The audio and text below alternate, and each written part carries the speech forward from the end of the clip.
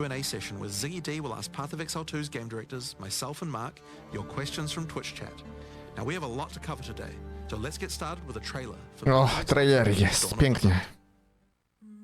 We as Mary are guided by the Spirit. It provides prey, shelter, even love. Love, even the love. But for me, one day, all that were changed. The Spirit, it showed me something. Something forbidden. Something evil. And to defend all I loved. Ale dzida. Le Amazonka. Lost everything that day. Wygnana została. But fate weren't finished with me yet.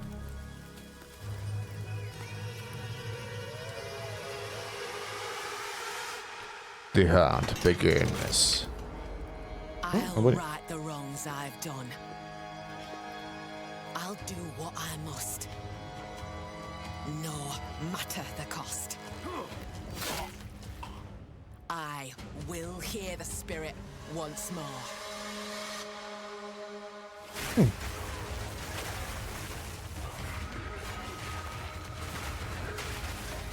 Taka Amazonka typowa, nie?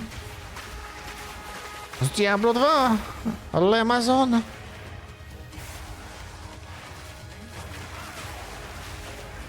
Oh shit, nieźle.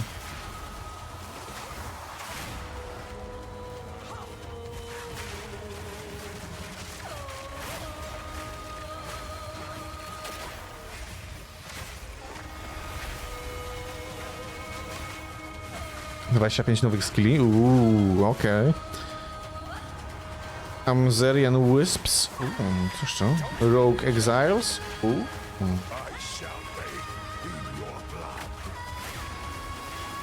100 plus support gems nowych, plus 100 nowych uników, new ascension classes, endgame mechanics, okej. Nie, żebyśmy kurde weszli kurde ten do nowych mechanik jeszcze, ale... Znaczy endgame'owy mechanik.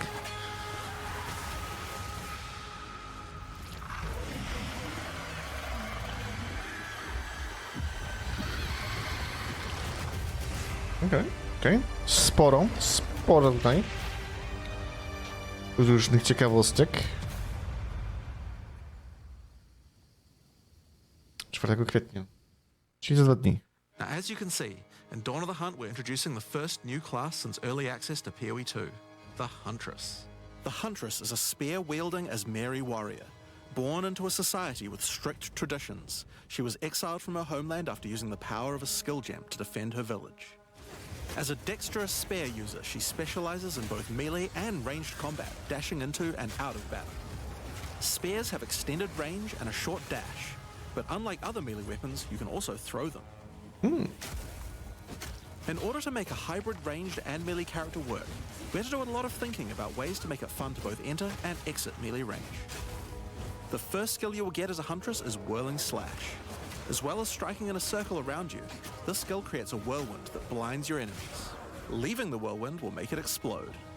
The more Whirling Slash is used, the bigger the whirlwind, and the bigger the explosion. Once you're out of there, you'll want to follow up with something ranged. Whip your spear around to shoot twisters towards your foes. Tornada, mini tornada. Twisters bounce off walls and can hit enemies multiple times. You can also throw twisters inside a whirlwind to shoot out extra tornadoes that do way more damage.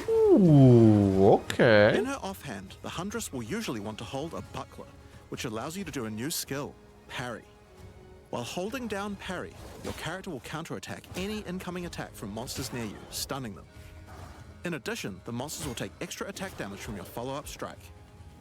Some specific skills are designed to be used after a parry and have extra effects. Disengage is a skill that does a quick jump back, damaging enemies in front of you, and it can be used to interrupt other actions, like dodge roll. If you use it against a parried enemy though, it causes an explosion and gives you a frenzy charge. Just be careful. If you parry too much, you're gonna get stunned and possibly killed. O, i to jest ten pasek tutaj, ten. który jest nad podkami. and you'll get an explosion from the disengage and the whirling slash. Stagger po The prostu Huntress taki. also has a variety of elemental spear throw attacks. You could use lightning spear to bounce lightning between your foes. Or you could throw explosive spears into the ground. These spears take a while to detonate, but when they do, they'll incinerate anyone caught in the blast. All spear throws on the Huntress can also be empowered by frenzy charges. For example, explosive spears will do an even larger explosion and leave fire on the ground. And these empowered versions can activate even more combos. Using Whirling Slash over ground fire will suck it into the whirlwind, adding fire to the explosion.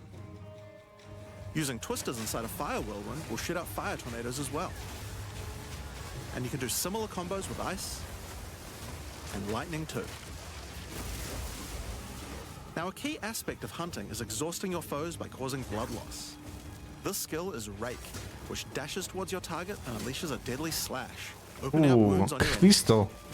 Follow up with Disengage and watch them bleed out as they run towards you. On the health bar of monsters, you can see how much blood loss the enemy has O experienced, kurde. and the Huntress has skills to take advantage of this. For example, using Blood Hunt will thrust forward and cause a Siasiaczek. bloody explosion. The more blood loss, the bigger the explosion. If you want to cause bigger bleeds, try out Rapid Assault. The final hit of this multi-hit combo will stick a spear into your enemy. To for a tak big średnio ten bleed. bleed był kurde spoko. Now, Explosive Spear and Rapid Assault both result in leaving spears behind, either in the ground or in enemies. But there are other skills that leave spears around too, like Storm Lance, that leaves an electrical spear that arcs towards enemies. But what can you do with all these spears? Detonate them, of course.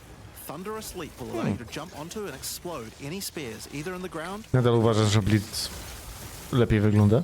Now, as well as hunting animals, the Huntress also has the ability to work with them. While fighting any beast, you have the ability to tame it and use it as a companion. You can only have one companion at a time, Oh. but it will keep the mods that were on it. Try to find a rare beast with good mods to take full advantage of your ability to tame them. Damn, to jest dobre. Now, this is just the beginning of the Huntress. We've really tried to make No, no właśnie to też mówiłem na samym początku, że przecież to jest Amazonka, kurde, z D2 jeszcze mówię, nie? There are 22 new skills available for the Huntress. By endgame, you'll be slinging hundreds of insanely powerful spears, sending forth spirit animals and summoning the might of Solaris from the sky. But we still haven't talked about ascendancy classes yet. What can the Huntress ascend into? Well, the first ascension class you could choose is the Ritualist. The Ritualist has embraced the darker side of his very Yes, traditions. more like dark power, side. sacrifice, and plague. The Corrupted Life Force skill causes all enemies around you to grow volatile blood boils on their skin. Dobre, Enemies Blood are slain, the Boy. boils will burst, spreading corrupted blood to all enemies around them. Pod bleeda. Ritualist also excels in taking advantage of magical trinkets. The Unfurled Finger skill allows you to equip an additional ring on a finger around your neck. Taking Mystic Attunement increases the bonuses of all the rings and amulets you have equipped. Okej. This is one of my favorites. As the Whisper's Ask grants you a new skill, Ritual Sacrifice. Use the skill on the corpses of slain rare monsters to A ring absorb na the power koka? in their No. to give you one of their modifiers for a short time. Znaczy, którego koka? Specialize further into ritualistic to jest sacrifice kobieta. with As the Z Whisper's którego Demand, koka? which allows you to perform that skill on yourself instead of a corpse. Cut your own hand, sacrificing some of your own blood to empower. Tego niewidzialnego, tak? The Amazon Ascension is for those looking to hunt Ach, more ten than just trzeci beasts. pomysł. Trained as an elite guard to the most important Asmeri elders, the Amazon will use more traditional fighting techniques mastered to perfection.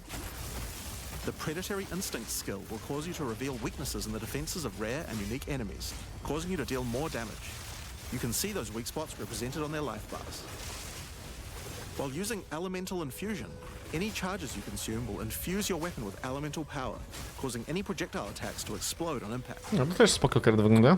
The Critical Strike skill is as simple as it sounds. Ale nie, ten It takes your excess Sacrificial Ascendancy, kurde, ten jest mega spoko. Pod bleeda. skills like Mystic Harvest, which allows your elemental damage to leech life, and as Mary Brew to be able to use either flask to restore both life and mana. So those are the two new ascendancies for the Huntress, but those are not the only ascendancies in Dawn of the Hunt. We've added a new ascension class for 3 of the other existing classes too. First up, for our warriors out there, we have the Smith of Katava. Smite of Warrior is a Kitava. blacksmith in origin, taught by his father Renly. With this ascension, you can take your smithing skills to new heights by embracing power from the insatiable one himself, Kitava. Smiths of Kitava are master blacksmiths and have the ability to forge their weapon, quite literally. Using the Against the Anvil notable skill, you can enhance your weapon with fiery destruction before any battle. After doing so, your attacks will release explosions on hit for maximum devastation. You can also use the power of Kitava to summon an animated copy of your weapon to fight alongside you. A great blacksmith can do more than just forging their weapon, though. Their armor can be enhanced too. Now you might think this Ascendancy class tree looks a little abnormal, and you're right. There's a lot of notable skills all disconnected at the bottom there. By taking this point here, which is free to assign, your character is unable to equip body armors with mods of any kind. So your body armor must be normal. Sounds like a downside, right? What the Except heck? now in true blacksmith fashion, you get to craft your own body armor by taking those disconnected notables with your points. If you want your body armor to grant life, take this notable. If you want resistances, take this one. There's so many choices. Think of it like you're crafting your own body armor, just in a more literal sense. Now, let's move on to those who prefer the reassuring feel of a Fajnie, wygląda fajnie, szkoda, że musisz to co 3 kroki użyć po 5 sekund, żeby mieć aktywne trochę useless. Ale serio? Co 3 kroki trzeba użyć, żeby tego buffa? Ciekawe. crossbow in their hands, the mercenary. Alongside the existing Ascension classes, the Gemling Legionnaire and the Witch Hunter, you can now play as the Tactician. The Tactician is a former Blackguard elite. Free from the duties of a Blackguard, he is able to use his training to decimate the monsters of Rayclast and earn a healthy income doing so. Wiesz, może to nie jest tak przeznaczone do końca Form of various skills na bobów, tylko na właśnie na bossy jakieś albo coś w tym stylu, nie? projectiles to pin enemies. When combined with the right where we want them notable, your pin not only stops your enemies from moving, Choć i tak musisz używać sporo skilli. With a soldier's training, the Tactician also works well cooperatively. Using the whoever pays best notable, you can place multiple banners at once. The watch how we do it skill gives a portion of your weapon's damage to your allies as well. No. But if that isn't enough, you can also command your army of off-screen archers to unleash hell and carpet an entire A, to mówisz o tym enhancemencie broni, no to tak, no to to join their legions by becoming undead themselves. tak, In Dawn nie? of the Hunt, we're introducing the Lich Ascension class. The Lich Ja też nie sądziłem, że to będzie jakieś dłuższe albo perma enhancement, kurde, albo coś w tym stylu, albo nie wiem, jakieś pół godziny, nie? Może to jeszcze zmodyfikują, albo coś w tym stylu, może wydłużą. Zobaczymy, nie? Jak to faktycznie będzie wyglądać, nie? Bo zapowiada się spoko, ciekawie, no zobaczymy jak w praktyce, nie? Faktycznie to wyjdzie, nie? Może jednak ma to sens, nie? Te, wiesz, 4 charge, 4 ataki i później 3-4 sekundy Anvil, nie? W sumie jak ofiara Amazonki skorujesz 5 sekund, żeby mieć buffa na 20 sekund, nie? No może te buffy są na tyle takie silne, że to właśnie to jest. Sądzę, że będą balanse jeszcze, że to tak nie do końca jeszcze jest finalnie. Pamiętajmy o tym, że to jest early access też, nie? is a master of chaos and curses and could sacrifice her life to enhance Dużo jeszcze się może pozmieniać, nie? The Crystalline Phylactery skill allows you to nominate a jewel in which to contain part of your soul, massively increasing its power. There's just one downside to splitting your soul this way, though. If you have no energy shield, your mana costs will shoot up. The Necromantic Conduit skill causes you and allies in your presence to have unholy Necromantus, coś dla ciebie? damage Gdzie? as chaos damage. Rupture the Soul makes enemies you curse explode with chaos damage when slain. Dominion over Flesh allows you to Apply apply additional additional curse. Curse hexproof enemies. Ooh, It's safe okay. to say you'll be the true master of the occult by choosing the Lich class. So Dawn of the Hunt has the Huntress and 5 new Ascension classes, but it doesn't end there. Let's take To wiadomo, ale patrząc na wielkość tych map, to mi się nie uśmiecha używanie tego. Zbalansują pewnie, jak to zwykle bywa, nie? No mówię, no zobaczymy, trzeba ograć, zobaczyć jak to faktycznie może jednak będzie miało to jakiś większy sens. No zobaczymy. a look at some of the new skills we've added. Now you may remember we previously talked about the raise A jak nie, to mówię, skill. będą na bank poprawiać, Finally complete będą and balansować. will be made available in the upcoming expansion. It can be found in the occult skills on the skill gem crafting panel. Raise Spectre is a skill that allows you to trap the soul of almost any monster in the game, which you can then summon in the skill panel. Alright. Spectres cost spirit and will revive automatically if they die, but the spirit cost varies based on the power of the monster. You could summon an army of weaker monsters, or a few of the more powerful monsters. You can combine them with your existing skeleton minions, or summon exclusively spectres. It's all up to you and how you want to customize your army of the undead. Given that there are hundreds upon hundreds of monster variants in Path of Exile 2, it's safe to say you'll be experimenting with this one for a while. We look forward to seeing which monsters serve you best. Now let's move on to our next skill. Since we've been talking about summoning undead so much, let's have a change of pace and summon something a little more alive. In Dawn of the Hunt, we're adding the Summon Rower skill. Summon your friendly rower to aid you in combat as a minion. You can also mount your rower in combat at any time, allowing you to move at full speed even while shooting arrows or throwing spears. Spoko to kurde wygląda. If you take too much damage while riding your mount, you can be knocked off and get overwhelmed. It's worth keeping an eye on your stagger bar, as falling off the mount can mean almost certain death. On the topic of new ways to enhance your character, let's talk about support gems. Support gems are used to modify your skill gems in meaningful and interesting ways. Currently, we feel that a lot of builds have insufficient options here. To alleviate this, we're adding over 100 new support gems. Hema crystals will enable a new kind of bleed build, turning the damage over time you would have done into explosive Vile crystals. Alignment is a support gem for bow attacks, which can reward skilled players with good positional skills. Caltrops will allow you to litter the battlefield with hazards, slowing your foes as you fling spears through their ranks. But there's plenty more for every playstyle, such as enormity, unsteady tempo,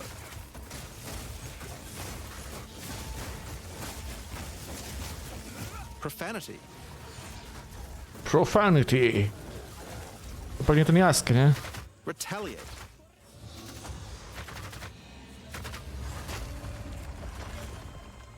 syzygy. Yep, that's a real word. Syzygy? What the hell? And many more. Now we've talked about Co to jest syzygy? Co to kuźwa jest za słowo?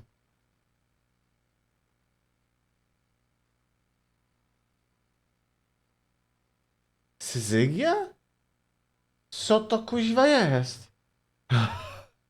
Co to jest za słowo? Co to kurde jest? Halo? Co to za słowo? Czekaj, dajcie mi polską Wikipedię jakieś. Co to kurde jest?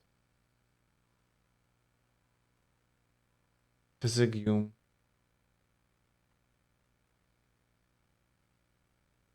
Słowo pochodzące z greki syzygos, oznaczające tam połączenie jarzmem.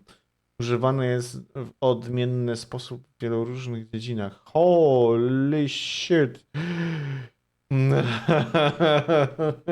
Brzmi jak słowotwórstwo Syzyfa. No, tak mówię, kurwa, co to jest? Mówię. Syzygia, holy shit. a new class, new ascendancy classes, new skills, and new support gems. But let's not forget about the core of a true action RPG, the items. To start with, let's talk about uniques. We're adding over 100 new unique items. This time, we've made sure to add uniques with a focus on mid and endgame tiers to make sure there are more exciting items to find for higher level characters. Let's look at some examples. Embrace your inner devil with Chernobog's Pillar. It grants you a large amount of fire damage based on your block chance. The Coming Calamity allows you to become a true master of the elements, granting you all 3 elemental herald skills without costing any spirit. At the same time, it penalizes enemy resistances. Ciekawe, że oglądam na Waste Twitch'u, a nie na Gate is a YouTubie. belt useful for builds using a single resource like Blood Magic or Archmage builds. Nie ma This artefaktów. belt Jakościowo uses dobrze to 2 blood wygląda. flasks or 2 mana flasks. It's up to you. Now we could go through these all day, but we'll leave most of them for you to discover. Suffice to say though, we want there to be way more cool things to find. Over time, our goal is to add a unique to every single base item type at a minimum, so that you can chance any base in the game. Now, given that we have the Huntress, we have a set of unique spears from early game all the way through to end game as well. One example is Scyther's Spear, which combines bleed and fire in a powerful way. it allows your ignites to be aggravated, dealing substantially more damage. We're also introducing a suite of unique bucklers with some interesting parry mechanics. I w końcu te wszystkie tarcze, które nam mi padają, się przydadzą do czegoś. And we're also adding our first unique charms. Bayra's Anguish will not only protect you from Unikalne czarmy w also końcu. emit a devastating fire nova whenever you do get ignited. In sum, there's just a ton of new uniques to find. We can't wait to see the weird and broken builds that come out of it. Now we also want to talk about crafting options. In each major update during early access, we'll be continuing to add and improve the options here. We have various new crafting tools that have been added as rewards to many of the different types of new content that we're adding. But for now, I just want to mention the changes to runes. Runes add commonly available mods, but since they only have one tier, flat damage mods tend to get outclassed by in-game. So we've changed runes to have multiple tiers, allowing you to get higher tier mods than before. Our plan is to significantly expand the number of more specialized mods for crafting using socketables as we add new content over time. And the first new set of those comes from what we're talking about next. In Dawn of the Hunt, we're adding Asmarian Wisps, which can be found throughout both the campaign and the endgame. The Asmari spirit has made itself present in Rayclast, and it appears to be trying to warn, or maybe prepare us for the coming darkness. You will first encounter a manifestation of it in the Grellwood in Act 1, where you'll meet Delwyn, an Asmari hunter who is trying to find out what exactly is causing the spirit to behave this way. To chyba sobie pogram tą hunterką. Przepraszam bardzo, Amazonką. Any monsters it comes into contact with are infused by it, making them more powerful. Each spirit is associated with a specific revered animal within Asmari culture. This one is a wisp of the Intryguje mnie na maksa, nie? grants enemies extra life and stun. The wisp moves faster the closer you are, and as you move away, they slow down to wait for you. But if you get too far away for too long, they'll dissipate and return to the woods. As you continue to chase the wisp, it will find and possess a rare or unique monster. Jeszcze jakiś build by się przydał do niej. Because this was a wisp of the Great Bear, this monster now also has increased life and stun. But on top of that, it will periodically summon a large... Stare dobre D2 mi się przypomniało, którego mi nie dali w D3 i D4. No D3 to już w ogóle tam cukierkowatość. D4, no, klimat mrocznie, ale no niestety, no, jest jak jest. D4 Diablo bez Diablo, co to ma być? Nice stuff, no, no. Not yet, bro. The wisp of the wild cat is a vivid wisp that causes affected monsters to deal more critical strikes and become more evasive. When it infuses a monster, it will summon a barrage of feline spirits that will attempt to tear you limb from limb. If you're lucky, you may even find sacred wisps that can do some pretty crazy things to the monsters they influence. Like the wisp of the cunning fox, which turns normal monsters into magics, magic monsters into rares, and rare monsters into actual bosses. Fajnie, że dali jakieś obiektywy w prawym górnym narożniku. Generalnie wydawało mi się, że to jest jakaś nowa mapa. Taka bardziej kolorowsza. As mentioned, the Asmarian wisps can be encountered throughout the game, but there's also a new endgame map called the Asmari Ranges, a mountain village where the Asmari once lived, now overrun with corrupt monsters. Czyli jednak nowe mapy są. Kolorowe jak D3? Nie. Nie cukierkowa, tylko kolorowa, panie. But I'm not going to be the one talking about those things. In order to cover all the new content in-game, I'm going to hand things over to Mark. Hi, I'm Mark Roberts, Game Director on Path of Exile 2. There's a ton to talk about with the endgame today, so let's dig right in. Path of Exile 2's early access began with a brand new endgame, and it was clear that it needed a lot of work. After absorbing your feedback, we're ready to make some epic changes. Epic changes. The first thing is, we just need a lot more content. In Dawn of the Hunt, we have made sure to focus on increasing the sheer number of interesting and different encounters you will randomly stumble into as you explore the endgame. And the second goal is to smoothen the progression through maps and reduce the amount of... To kuźwa nie używa loot filtra, ja pierdzielę, nie? To start with, let's talk about the new interesting stuff to find. Well, the most obvious thing to add are new maps. As well as the Asmari Ranges that Jonathan mentioned earlier, Może mówię, że nowe mapy. also contains 7 other new maps, all with their own custom encounters. Let's start with this one. The Feral Megaliths map starts off in the wild Ezomite forests. As you progress through the forest, you will find mysterious rune-carved stones that, when touched, surge with energy. After activating all the stones, you can find a grand henge, where all the energy is coalescing. You can then start an encounter. The area darkens, a storm moves in. Jak wiesz, co to mi to przypomina? To mi przypomina krąg z D2. Chyba... to się chyba aktywowało, czekaj, to było w pierwszym akcie? Chyba tak. Jak otwierał się ten portal do Tristan, nie? And a concentration of energy summons a dangerous boss. You must fight and defeat the boss to get its rewards. Once you have defeated it, summon another. And another. And another. And another. You have 10 Ilu? total waves of 10? fights which get incrementally more difficult. If you manage to defeat them, you get full boss rewards, but also opportunities to get new runes. These can only be obtained from this map. Uuu. The Fractured Lake contains a surreal waterscape with fractured mirror-like objects. As you move around the map, the terrain itself elevates from below, creating the ground you walk on. In A this to mi unique trochę map, all the rare przypomina monsters are mirrored, so you're always fighting two of the same chyba rare trochę at the same z time, tego which can prove Divinity Original quite Sin 2? If you manage to overcome that challenge and make it to the end of the map, you'll be presented with a broken Tam chyba mirror, coś podobnego takiego a było. powerful altar-like object that contains an item within it. The item contained within is a new base type, either an amulet or a ring, Uuu. that can be crafted to have additional prefixes or suffixes at the cost of the other. The last unique map we'll show today is one based around the essence mechanic. You enter a crystalline cavern, and you will find a powerful map boss imprisoned in the center. It is surrounded by many rare monsters, also imprisoned in essences. By freeing and defeating the rare monsters, the essence they held will be upgraded to a greater essence and be added to the imprisoned map boss. Czyli więcej How grindu. brave are you? How many essences will you add to the boss? Overdo it, and you might lose everything. Underdo it, and you might regret it. It's your choice. Rip. Speaking Rip. of essences, alongside visual improvements, you're now able to apply Varlorbs to corrupt the essences with a range of unpredictable outcomes.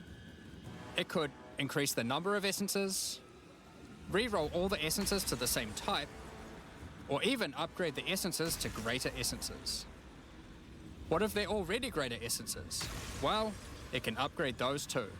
We have 4 new corrupted essences. Essence of Hysteria, Delirium, Horror, and Insanity.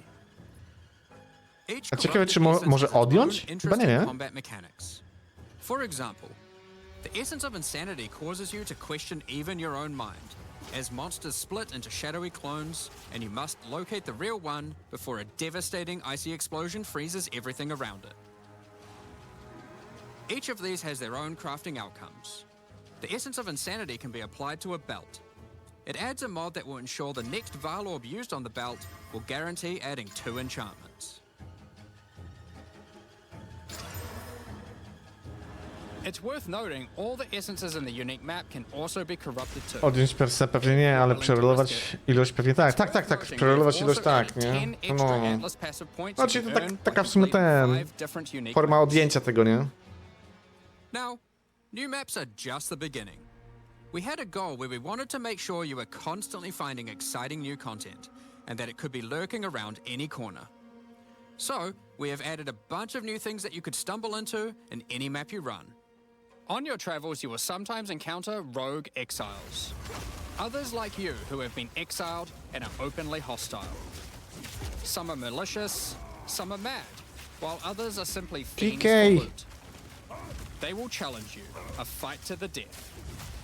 They use the same skills available to players, and even the same items. Uuu. They aren't just dressed up in those items, they're actually using them. It's going to feel like a true player versus player situation. Dobrze mówiłem. If you are able Że to to takie slay these PvP. exiles, those items will all drop on the ground. So if you encounter an exile using a powerful or valuable unique item, which you can see displayed under their life bar, you want to be damn sure you kill them. Because if they kill you and your party, they'll portal out, taking their items with them. Every fight will feel completely different depending on the Damn, dobre to. These exiles are much smarter than your regular monster. They have capabilities to dodge roll, avoid your abilities with smart pathfinding, smart targeting, and much more action-packed gameplay. Fortunately, To te nowe AI. not super durable. Unless, of course, they're wearing uniques like Helm's Heart, in which case, expect a longer battle. There are 12 different rogue exiles you can find, each with their own skills and personalities. Some may insult you, while others may admire your honor in combat. Another encounter you might stumble onto in Dawn of the Hunt are one of 4 new unique strongboxes. Strongboxes are chests with modifiers. When you try to open them, they activate traps and spawn waves of monsters that you must defeat to access the loot. Let's take a look at 2 of the new unique boxes that are harder to find and behave just a little bit differently. The Ogham's Legacy Strongbox has a corpse splayed out in front of the rune-carved stone. Upon interacting with the stone, you activate Forbidden Ezomite magic, which revives the monster as a powerful rare. The Strongbox comes with a modifier which determines how many times it will revive that rare. Each time you defeat the monstrosity, the Strongbox revives it again, adding an extra modifier to the monster. With each resurrection, it becomes more difficult, but also more rewarding. This Strongbox is infused with thaumaturgy from ancient Faal technology. Eshel's Torment has a powerful artifact inside, and is guarded by Chaos itself. Oh shit. Defeating the monsters will grant you a unique item, with a specific corrupted outcome. You'll have to find the other 2 for yourself to see what they do. Now, let's talk about the introduction to the endgame. Upon starting the endgame, Doriani tasks you with cleansing corruption to help restore the land. However, in practice, the quest objective just sent you on a grind to clear 15 maps. We wanted to make the quest to unlock your Atlas passives much more interesting. Now, Doriani is tasking you with a more specific objective. On the Atlas, you will find areas of corruption caused by the beast. In the center of each one, you will find a corrupted nexus, the source of the affliction. In the areas leading up to the nexus, you will notice that corruption spills out from slain enemies and amalgamates into powerful monsters. Corrupted maps existed on the Atlas before, but we've done significant work on improving these monsters. We've also done a full pass on the modifiers on these maps to make them more interesting and more rewarding. Once you reach the Nexus, you will have a new task: cleanse the source of corruption. When you defeat the last rare in those maps, they will spawn one of 3 terrifying bosses, amalgamations of corruption itself. After defeating that boss, Doriani will come and cleanse the corruption for good. As the remains of the boss are purged of corruption, it coalesces into raw crystallized power, which you can use to gain points for your Atlas passive skill tree. The upgrade system that allows you to add and enhance content in your maps. We didn't stop there though. When you complete a corrupted nexus, all of the remaining surrounding corrupted maps will become cleansed maps. Cleansed maps also have new monsters, a new boss, Spoko. and their own set of modifiers and rewards, including finding fracturing orbs by slaying cleansed enemies. These orbs can be used in crafting on a rare item to cause one of its modifiers to become fractured. A fractured modifier is one that cannot be modified by any means. You are able to freely modify the item, ensuring the fractured modifier will never change. If you get the right item with the right mod, it can prove to be a very powerful crafting base indeed.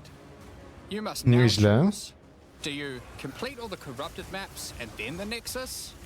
Or maybe you beeline to the Nexus, complete it, and do all the remaining maps cleansed. Both have rewards to entice you and challenges to assess. Now, let's have a talk about towers. One thing we've had a lot of feedback on is the busy work around running towers and managing your tablets. The first change we've made here is that we have reduced the number of towers drastically, so there are now 1/3 as many as before, but we've made them much more powerful. To start with, tablets now inherently add twice as many mechanics, but that's not all. Running higher tier maps and towers now increases the number of mechanics applied by tablets. By tier 15, the bonus is double, allowing a single tablet to now add 4 times as many mechanics as before.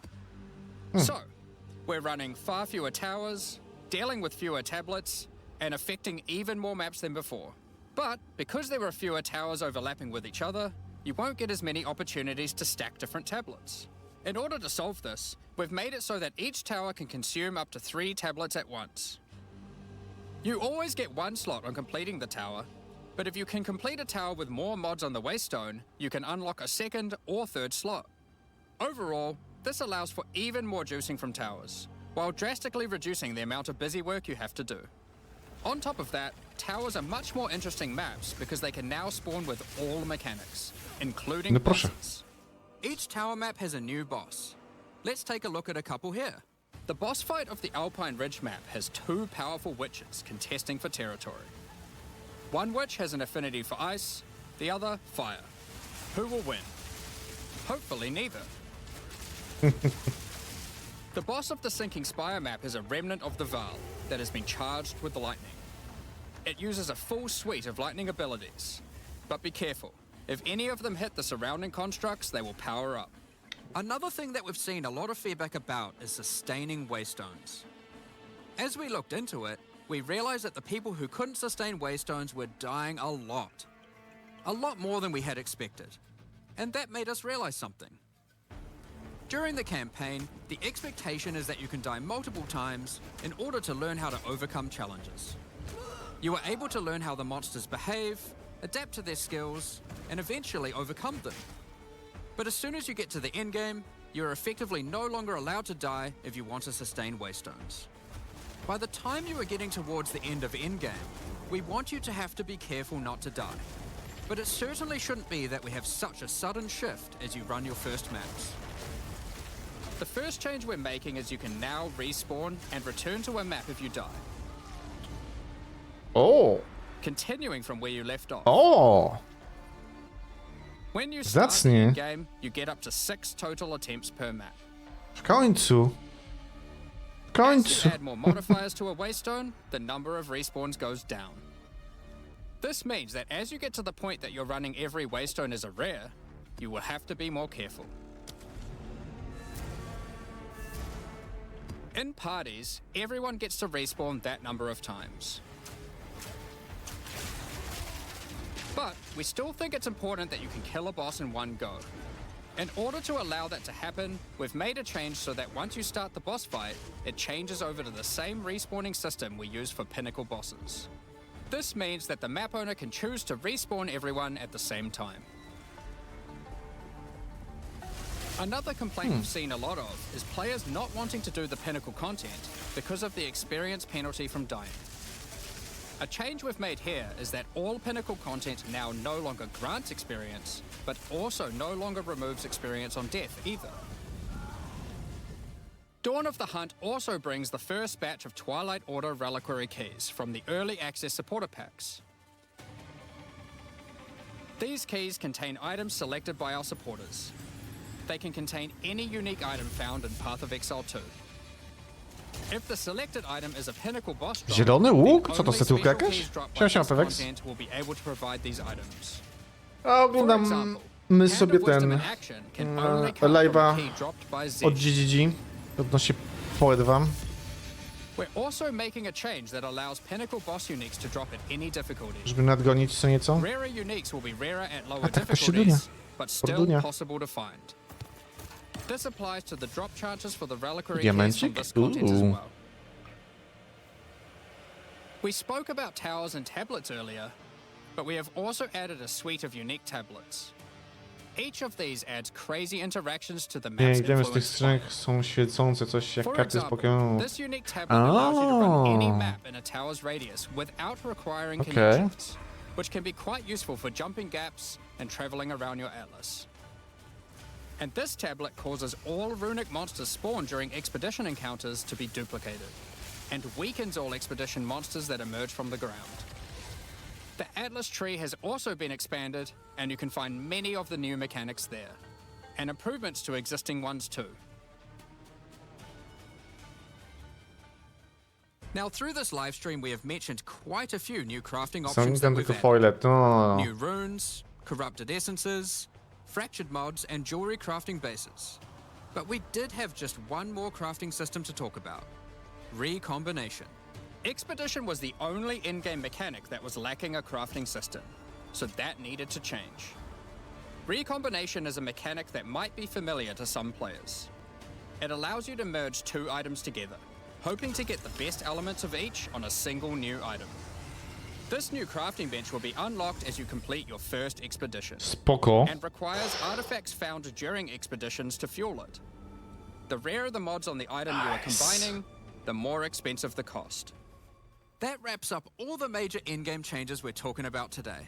Czy mam With all Instagrama? the system O, changes mam. and new content, we can't wait to get in there, start blasting maps, and obliterating monsters. There is one more thing we wanted to clarify before we move on, which is that all the content we've talked about today will be made available in the existing early access leagues, so you can play your existing characters.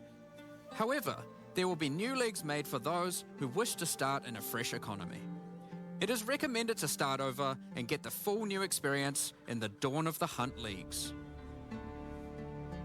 For all our existing early access players, we're really looking forward to joining you playing in Czy this new działa? No, update. działa.